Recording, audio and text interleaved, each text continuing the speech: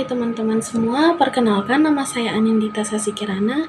Di sini saya akan membuat video tentang mitigasi dan adaptasi bencana gempa akibat penunjaman lempeng Indo-Australia ke bawah lempeng Eurasia di Kota Padang. Ini merupakan video untuk UTS dari mata kuliah Geografi Kebencanaan. Langsung saja. Indonesia berada pada pertemuan tiga lempeng, yaitu lempeng Indo-Australia, Eurasia, dan lempeng Pasifik, serta dilalui jalur penggunungan aktif, yakni Sirkumpasifik dan Sirkummediterania. Kondisi ini menyebabkan Indonesia berada pada jalur Ring of Fire atau deret Sirkumpasifik. Zona yang berada di antara pertemuan lempeng dan deret gunung api yang disebut dengan zona aktif atau force arc, yang memiliki banyak patahan aktif dan seringkali merasakan gempa, salah satunya di bagian pesisir barat Sumatera, yaitu Sumatera Barat. Kota Padang merupakan daerah yang memiliki tingkat rawan bencana yang tinggi. Data dari Indeks Rawan Bencana pada tahun 2013, BNPB menyebutkan bahwa Kota Padang masuk dalam kategori tinggi terhadap rawan bencana dan berada pada tingkat 10 secara nasional atau berada pada tingkat 1 wilayah kabupaten atau kota yang berada di Provinsi Sumatera Barat. Nah, bencana lain yang berpotensi terjadi dan timbul dampak besar di Kota Padang adalah bencana tsunami. Yang mana tsunami ini akan terjadi jika gempa yang timbul di Kota Padang ini berkekuatan tinggi. Berdasarkan penelitian yang dilakukan salah satu peneliti, yaitu Hamzah, mengatakan bahwa Kota Padang memiliki resiko dan tingkat bahaya gempa dan tsunami yang tinggi. Hal ini disebabkan karena infrastruktur umumnya berdekatan dengan pantai dan membentang di sepanjang pantai. Dampak dari bencana ini dipengaruhi oleh banyak faktor, di antaranya yaitu ketidaksigapan masyarakat dalam menghadapi bencana. Semakin masyarakat siap menghadapi bencana alam tersebut, maka resiko yang timbul akan bisa diminimalkan. Hal yang disayangkan adalah masih banyak masyarakat yang kurang paham apa yang harus disiapkan dan dilakukan pada saat bencana terjadi maupun sebelum bencana itu terjadi. Ini sesuai dengan penelitian yang dilakukan oleh Suprapto yang menyatakan bahwa pengetahuan tentang bencana pada masyarakat Kota Padang itu cukup tinggi, namun indeks kesigapannya masih rendah. Indeks yang paling rendah itu parameter mobilitas sumber daya, diantaranya jenis pelatihan yang pernah diikuti, seminar yang pernah diikuti anggota orang lain, atau barang yang disiapkan ketika terjadinya bencana. Pengetahuan seseorang menurut Noto Atmojo dicapai dalam 6 tingkatan, yaitu tahu, memahami, analisis, sintesis, dan evaluasi.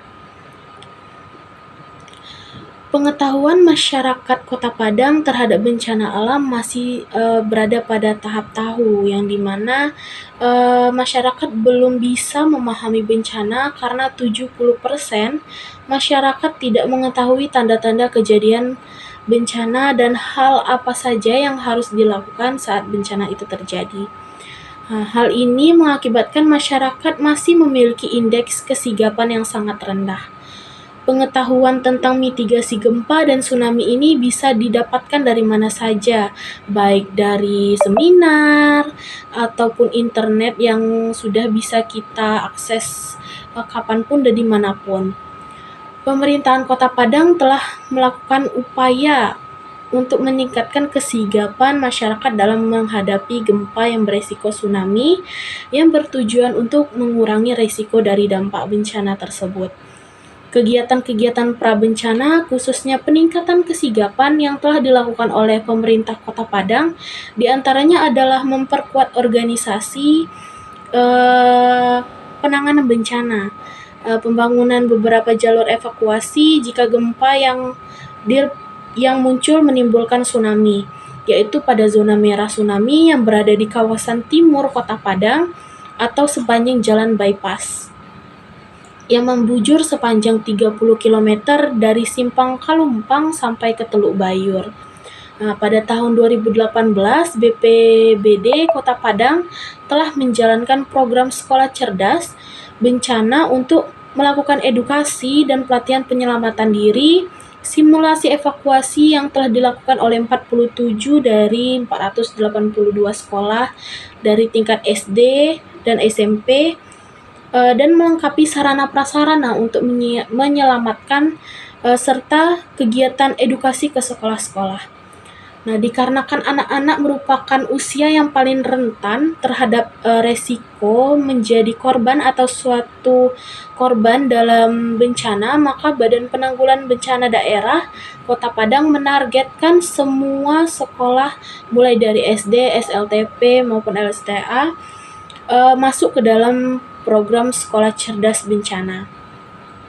Dari program-program yang sudah direncanakan oleh pemerintahan Kota Padang, masyarakat setempat sebaiknya harus cepat-cepat untuk mengetahui dan memahami program-program tersebut. Dengan memahami program ini, masyarakat akan memiliki bekal jika suatu saat nanti bencana akan terjadi.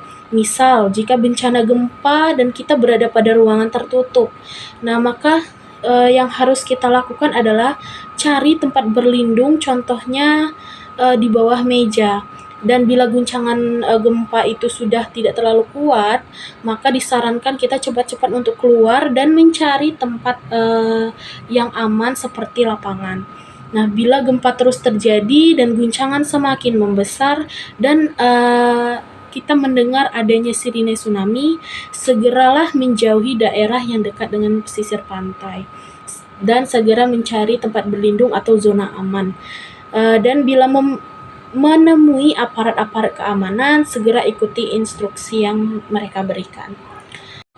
Secara umum, pemerintahan Kota Padang telah melakukan berbagai strategi dalam upaya adaptasi bencana guna mewujudkan resiliensi wilayah dari bencana.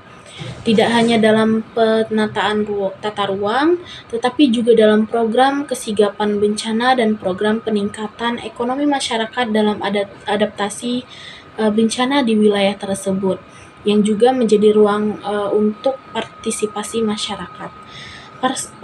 Partisipasi masyarakat menjadi strategis karena masyarakat hidup di wilayah pesisir dan memiliki pengalaman dan pengetahuan terkait bencana gempa yang berpotensi tsunami.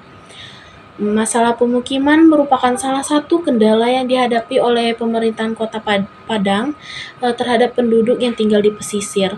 Sebagian besar penduduk tinggal di pesisir ini karena mereka memiliki banyak fasilitas-fasilitas publik yang bisa digunakan yang berada pada zona tersebut, sehingga masyarakat cenderung memilih tinggal di wilayah zona merah atau rawan bencana. Berikutnya adalah terkait program kebencanaan yang telah dilakukan oleh pemerintah ini adalah membuat kelompok siaga bencana. Kelompok siaga bencana ini merupakan ruang partisipasi yang dilakukan oleh pemerintah untuk mengundang partisipasi masyarakat dalam adaptasi bencana yang dilakukan, sehingga terdapat pula kolaborasi antara masyarakat, pemerintah, dan lembaga swadaya masyarakat dalam adaptasi bencana yang dilakukan, sehingga adaptasi masyarakat terhadap bencana alam dapat berjalan sesuai dengan program yang direncanakan. Nah, mungkin itu saja yang bisa saya jelaskan terkait adaptasi dan mitigasi bencana yang berada di Kota Padang. Sekian dulu video saya. See you next time untuk video berikutnya. Terima kasih.